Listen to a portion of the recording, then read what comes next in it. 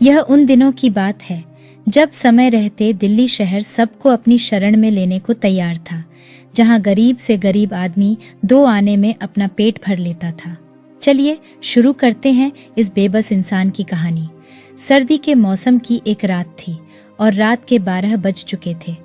मैं बिस्तर पर लेटा करवट बदल रहा था। नींद का दूर दूर तक पता नहीं था। इस मौके पर मुझे सिगरेट की इच्छा हुई। मैंने सिगरेट की डिब्बी ली, मगर वह तो बिल्कुल खाली हो चुकी थी और सिगरेट की हड़क और भी उभरती जा रही थी। मैं खामोशी से अपने बिस्तर से उठा। मेरी पत्नी, जो दिन भर घर के काम करके थक चुकी थी और बेखबर नींद की आगोश में चली गई थी। मैंने खूंटी से अपने गर्म कपड़ों से कोट निकाला और चप्पल हाथ में लेकर खामोशी से बेडरूम का दरवाजा बंद किया और बाहर के दरवाजे की तरफ चल पड़ा।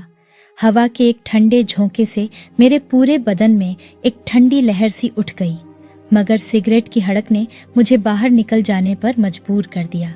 हालांकि मुझे पता था कि सिगरेट इस वक्त कहाँ से मिल सकती है और वह फासला मेरे घर से तकरीबन 1.5 मील दूर होगा। मैंने अपनी मोटरसाइकिल की तरफ देखा, मगर यह सोच करके कि मोटरसाइकिल पर बहुत ठंड लगेगी, पैदल ही जाने का फैसला कर लिया। इस जमाने में न चोरी का डर था और न ही लूटमार की परवाह। लोग सादा दिल और मोहब्बत करने वाले थे। मैं खामोशी से बाहर का दरवाजा अच्छी तरह बंद करके आहिस्ता आहिस्ता अपनी मंजिल की तरफ चल पड़ा। जगह जगह फुटपाथ पर दिन भर के थके हारे मजदूर, भिखारी और गरीब लोग पुराने से कंबल लपेटे इस तरह सो रहे थे जैसे कि फॉर्म के गद्दे पर कमरा बंद करके और लिहाफ ओढ़कर अमीर लोग सोते हैं। मैं उनके बीच से रास्ता बनाता हुआ तेजी के साथ अपनी मंजिल की तरफ जा रहा था। कुछ दूर चलने के बाद मुझे ऐसा लगा कि जैसे कोई घुटी घुटी आवाज के साथ रो रहा हो। मेरे कदम खुद आवाज की तरफ चल पड़े।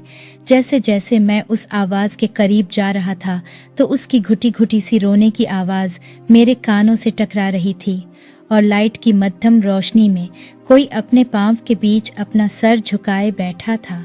यहाँ तक कि मैं उसके बहुत नजदीक पहुँच गया, मगर उसको खबर ही ना हुई। मैं उसके बिल्कुल सामने बेंच पर बैठ गया और हल्की आवाज में उसको कहा, हेलो सर, क्या हुआ आपको? मगर मैं जवाब से वंचित रहा। मेरा दिमाग कह रहा था कि मैं वापस पलटकर अपनी मंजिल की तरफ चल पड़ूं, मगर भगवान के डर से मैं उसको इस हालत में छोड़कर जाने का सोच भी नहीं सकता था। डरते डरते मैंने उसके कंधे पर हाथ रखा तो वह चौंक कर मेरी तरफ देखने लगा। मैंने कहा, भाई माफ करना, मैंने आपको डिस्टर्ब कर दिया। उसने अजीब सी नजरों से मेरी तरफ देखा और कहा कि कोई बात नहीं भाई, आप मुझसे इतनी रात को क्या चाहते हो? मैंने कहा, मैं तो सिगरेट लेने के लिए जा रहा था, मगर जब आपके रोने की आवाज सुनी तो खुद ब खुद आपकी तरफ मेरे कदम बढ़ गए। अगर आप बुरा ना माने तो क्या मैं आपके रोने की वजह जान सकता हूँ? शायद मैं आपके काम आ जाऊं। भाई, आप मेरी कहानी सुनकर क्या करेंगे? आप जाओ, अपना काम करो। मैंने कहा, भाई चलो अपना नाम तो बता दो। मेरा नाम क्या है यह तो मैं भी नहीं जानता। अब तो मुझे बेचैनी हो गई कि उसकी कहानी सुने बगैर मैं कहीं नहीं जाऊंगा। और सिगरेट की इच्छा जिसकी वजह से मैं घर से निकला था, वह तो कहीं दफन ही हो गई थी। फिर जब उसने मुझे घूर कर देखा तो ना चाहते हुए भी इस ठंडे मौसम में मेरे माथे पर पसीना आ गया, मगर मैंने भी हठधर्मी की चादर ओढ़ ली और कहा, कुछ भी हो जाए मैं आपकी कहानी सुने बगैर नहीं जाऊंगा। उसने अपने फटे हुए कोट की अंदर वाली जेब में हाथ डाला और सिगरेट का पैकेट निकालकर झलाकर एक सिगरेट मुझे दी और एक सिगरेट खुद पीने लगा। मैंने सिगरेट लेकर कश लगाया तो मेरी सिगरेट की इच्छा जो मौजूद थी वह पूरी होने लगी।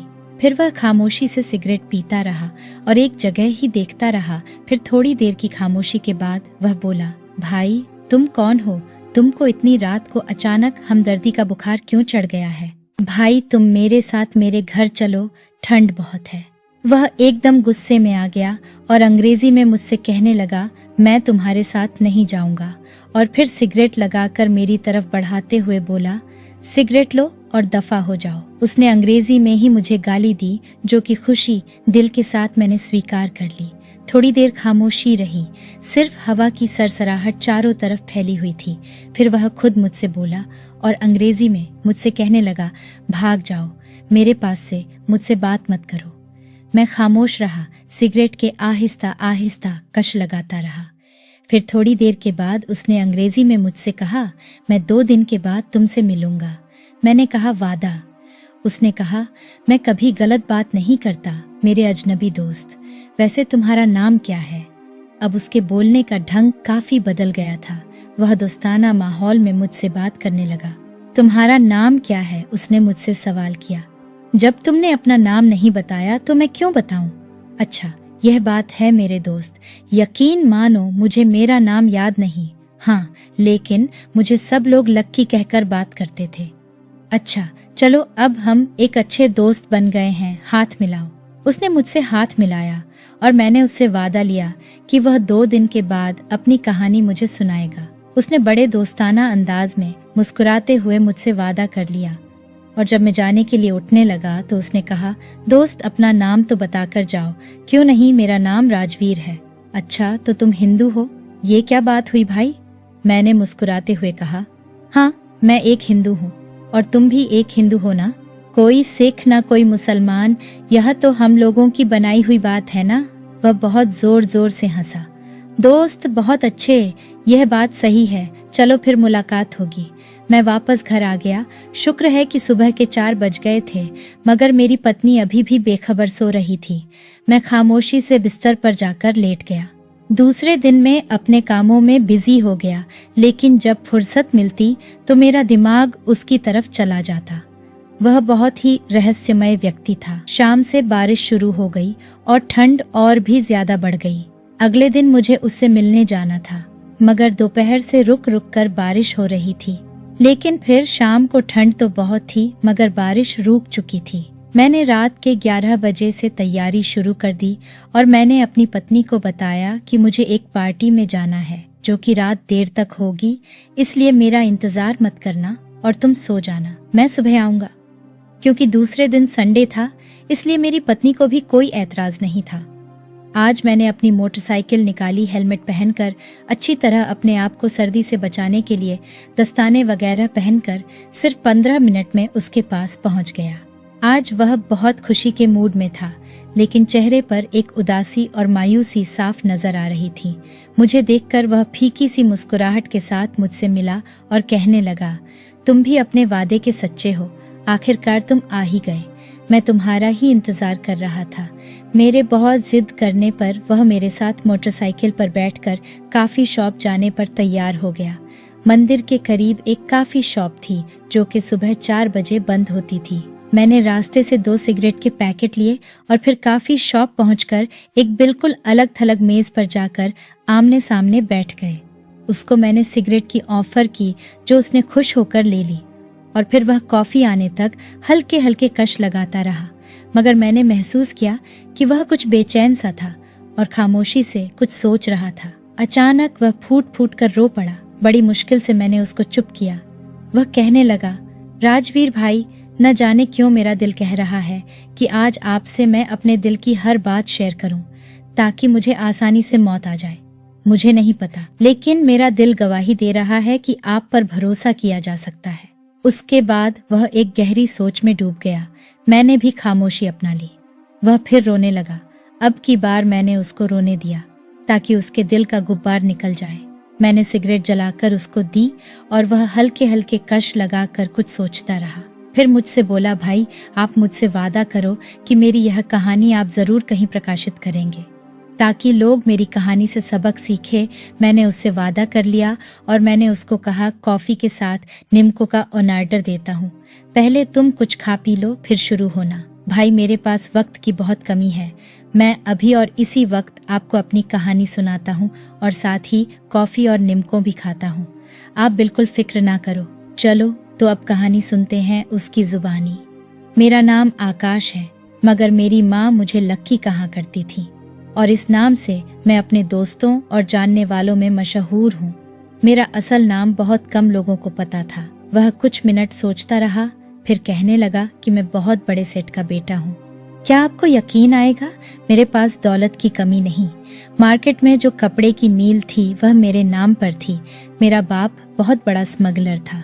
हिंदुस्तान के बड़े बड़े राजनेताओं से उनकी दोस्ती थी। बड़े बड़े चैनल हो या कोई छोटा ऑफिसर, सब उसकी ही सुनते थे। लेकिन मेरा बाप बहुत ही अय्याश था। मैं लड़कपन से अपने घर में अलग अलग लड़कियों को आते जाते देखा करता था। मेरी माँ एक वैश्या थी, मगर उसके जीवन के तौर तरीके बहुत अलग थे। वह किसी बड़े खानदान की लगती थी। वक्त भी क्या जालिम चीज है, यह मुझे बाद में पता चला। मेरे पास एक स्पोर्ट्स गाड़ी थी जिसमें मेन कॉलेज जाता था, और क्योंकि मेन कॉमर्स का स्टूडेंट था, लड़कियां लड़के सभी ऊंचे खानदानों के थे और सभी निडर स्टूडेंट थे। पढ़ाई से ज्यादा हम लोग पार्टी किया करते थे। रात रात भर शराब और नाच गाने की महफिल सजी रहती थी। फिर उसने सिगरेट का एक लंबा कश लगाया और कहने लगा कि उसमें एक लड़की थी, बहुत खूबसूरत, और वह स्त्री सौंदर्य से माला माल थी। मैंने अपनी दौलत के जोर पर उसको अपनी बना ली था, और वह भी दौलत के चक्कर में मेरे साथ घुल मिल गई। फिर एक रात शराब के नशे में मैंने उसकी इज्जत तार तार कर दी, मगर उसके बावजूद वह मेरे साथ रही और हम दोनों एक नाजायज रिश्ते में खुश रहने लगे। मुझे वह सब तरीके पता थे जिससे औलाद नहीं हो सकती थी, इसलिए हमारी दोस्ती बहुत सालों तक चलती रही।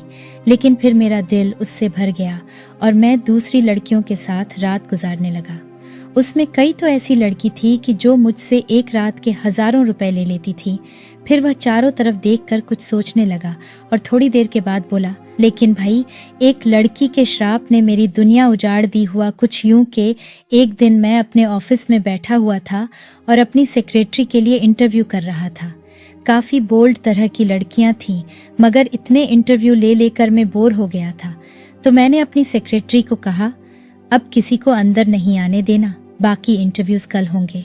और मैं फिर शराब पीने लगा कि मेरी सेक्रेटरी ने कॉल पर बताया, एक लड़की है जो जिद कर रही है, आप उसका इंटरव्यू ले लें, वह बहुत जरूरतमंद है। मगर पहले तो मैंने टाल दिया, फिर उसके बहुत जिद करने पर मैंने उसको अंदर बुला लिया। वह बहुत मासूम थी भाई, उसने बहुत अच्छे से दुपट्टा ओढ़ा हुआ था। यह कहकर फिर उसने सिगरेट जलाई और हल्के हल्के कश लेने लगा। मैंने बहुत लड़कियां देखी थीं, बहुत लड़कियों के साथ रात गुजारी थी, लेकिन उस मासूम सी लड़की ने नजरें नीचे करके अपनी फाइल मेरे आगे रख दी। मैं कुर्सी से उठकर उसके पास आ गया। वह सहम गई और थर थर कांपने लगी। मैंने उसको दिलासा दिया और बैठने को कहा। जब वह मेरे सामने वाली कुर्सी पर बैठ गई, मैंने देखा कि उसकी आंखों में नमी थी और वह मुझे बहुत मासूम और बेचारी लगी। मैंने कॉल पर अपनी सेक्रेटरी को बुलाया और कहा कि इस लड़की की फाइल लेकर जाओ और इसका अपॉइंटमेंट लेटर बनाकर ले आओ। अब वह बहुत संतुष्ट और खुश हो रही थी। वह बार बार मेरा धन्यवाद कर रही थी। मैंने उससे पूछा कि क्या सैलरी लेंगी आप? उसने कहा कि सर, जो भी आप दे दें, मैं बहुत ज़रूरतमंद हूँ। मैंने कहा ठीक है, मैं 30,000 महीना आपको सैलरी दे सकता हूँ। तो उसका मुंह खुला का खुला रह गया। उसको यकीन नहीं आ रहा था, लेकिन मेरा शैतानी दिमाग कुछ और ही सोच रहा था। वह लेटर और 1 महीने की एडवांस सैलरी लेकर खुशी खुशी चली गई। मैंने उसको घर छोड़ने की ऑफर की, मगर उसने मना कर दिया। मैंने भी सोच लिया था कि अब ठंडा करके खाऊंगा, मुझे जल्दी नहीं थी। वह अब मेरी सेक्रेटरी थी। इतने में कॉफी लेकर वेटर आ गया। अब बातों का सिलसिला रुक गया। उसके जाने के बाद उसने बताया कि वह पूरे 15 दिन आती रही और दिन भर सर झुकाकर काम करती और 5 बजे शाम होते ही घर के लिए चली जाती। मैं अभी उसे कुछ नहीं कहता था ताकि वह मेरे ऊपर भरोसा करने लगे, और यही हुआ। वह मुझ पर भरोसा करने लगी और कभी कभी अपने घर के हालात मुझे बताने लगी। एक सच्चा हमदर्द बनकर मैं उसके जख्मों पर मरहम रख दिया करता था। 2 महीनों के बाद वह मुझसे बहुत फ्री हो गई। वह मेरी बहुत इज्जत करती थी। एक दिन काम के बहाने मैंने उसको रोक लिया और इस तरह रात के 8 बज गए। सभी स्टाफ जा चुके थे। मैंने उसको ऐसा काम दिया कि वह भी टाइम का ख्याल ना रख पाई। जब उसको एहसास हुआ तो वह मेरे पास आई। सर, बहुत देर हो गई है, मेरी माँ बहुत परेशान हो रही होगी, चलो मैं तुमको तुम्हारे घर छोड़ दूंगा, तुम परेशान मत हो। यह कहकर मैंने उसको अपनी मजबूत बाहों में ले लिया। उसने बहुत कोशिश की, मगर अब उसका बचना बहुत मुश्किल था। वह चिल्लाई रोई, ऊपर वाले का वास्ता दिया, मगर अब मैं कहाँ सुनने वाला था। मुझ पर जैसे हैवान सवार हो चुका था और मैंने उसकी इज्जत को तार तार कर दिया। यह काम खत्म करके मैंने उसको बहुत तसल्ली दी, लेकिन वह बराबर रोए जा रही थी। मैंने ड्राइवर को बुलाकर कहा, ड्राइवर, इसको घर छोड़ आओ, इसकी तबीयत ठीक नहीं है। मगर राजवीर भाई, उसने जाते जाते मुझे कहा कि ऊपर वाले ने चाहा ना तो तेरी शादी नहीं होगी और ना ही तेरी कोई औलाद होगी। बात आई गई हो गई, उसने ऑफिस आना छोड़ दिया। मैं मतलब निकालने के बाद उसको भूल गया और दूसरी लड़कियों के साथ जिंदगी एंजॉय करता रहा। लेकिन न जाने क्या बात थी कि जब भी अकेला होता तो उसका रोता हुआ चेहरा मेरे सामने आ जाता। मेरी लाख कोशिश के बावजूद भी मैं उसको भूल नहीं पा रहा था। आखिर एक दिन मैंने फाइल में से उसका पता निकाला और उसके घर पहुंच गया, मगर घर पर ताला लगा हुआ था। मैंने उसको बहुत ढूंढा मगर मुझे वह न मिल सकी। इन बातों के कुछ दिनों बाद ही मेरे पिता को इंटरपोल पुलिस ने एक केस में गिरफ्तार कर लिया। रुपए खर्च करने के बावजूद मेरे पिता को सजा हो गई। अब सारी जिम्मेदारी मेरे ऊपर आ गई। दूसरी तरफ मेरे दोस्त और खासतौर पर मेरी माँ मेरी शादी के चक्कर में पड़ गए, जबकि मैं शादी नहीं करना चाहता था और ना ही मुझे शादी की जरूरत थी। पिता की गिरफ्तारी के बावजूद हमारा काम और कारोबार बिल्कुल ठीक था। मेरी माँ ने जबरदस्ती मेरी शादी कर दी। भाई क्या बताऊं, फिर शादी मेरी बर्बादी बन गई। यह कहकर वह फिर रोने लगा। वह फूट फूट कर रो रहा था और मैंने हैरानी से उसकी शक्ल देखकर कहा, आगे बताओ क्या हुआ। फिर उसने मुझसे जो कुछ कहा वह सुनने के काबिल नहीं था। मेरे लिए तो यह बहुत मुश्किल था कि इस मौके पर मैं उसको क्या कहूँ। उसने बताया कि उस लड़की की बद्दुआ ऐसी लगी कि मैं अपनी पत्नी के पास जाने के काबिल ही ना रहा। सारी रात अनजाने दर्द से तड़पता रहा, दीवारों से टक्कर मारता रहा। सुबह मेरी पत्नी अपने घर चली गई और उसने मुझे तलाक भिजवा दी। हर बार शादी की रात मेरे साथ ऐसा ही हुआ और तीसरी शादी जो अभी 15 दिन पहले ही खत्म हुई है, उसके बाद तो वह दर्द जो सिर्फ शादी की रात उठता था अब हर पल मुझे तड़पाता है। डॉक्टर भी मेरी इस बीमारी को नहीं समझ पा रहे हैं, मगर मैं जानता हूँ कि मुझे उस लड़की के श्राप ने बर्बाद कर दिया है। मैं मौत मांगता हूँ मगर मौत भी मुझसे नाराज है। मैंने उससे कहा कि तुम अपना इलाज क्यों नहीं करवाते। उसने कहा कि दुनिया का कौन सा देश है जहां मैं इलाज के लिए नहीं गया। मगर भाई, जब ऊपर वाला नाराज हो जाए तो फिर कहां से आराम मिलेगा। फिर मैंने उससे कहा कि उस लड़की को ढूंढो, अगर उसने तुम्हें माफ कर दिया तो तुम्हें ऊपर वाला भी माफ कर देगा। कहने लगा, मैंने उसे बहुत ढूंढा मगर वह मुझे नहीं मिली। फिर मैंने उसको बहुत तसल्ली दी और मैं कर भी क्या सकता था। सुबह होने वाली थी, कॉफी शॉप भी बंद हो रही थी। मैंने टूटे दिल के साथ उसको विदा किया और दूसरे दिन में अपने काम खत्म करके टीवी देख रहा था कि खबर आई कि सेठ के बेटे आकाश ने खुदकुशी कर ली है।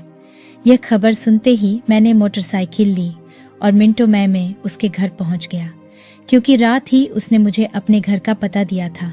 मगर जब उसके घर पहुंचा तो ये देखकर हैरान था, कोई भी उसकी अर्थी को हाथ लगाने को तैयार नहीं था। पूरे मोहल्ले के लोगों और रिश्तेदारों का यही कहना था कि मासूम बच्चियों का रेप करने वाले की अर्थी को हम हाथ नहीं लगाएंगे। जब कोई आगे बढ़ने को तैयार न हुआ तो मैंने अपने 4-5 दोस्तों को बुलाया और उसका अंतिम संस्कार किया। मैं कुदरत के इस फैसले पर हैरान भी था और अपने अजनबी दोस्त के लिए ऊपर वाले से प्रार्थना भी कर रहा था।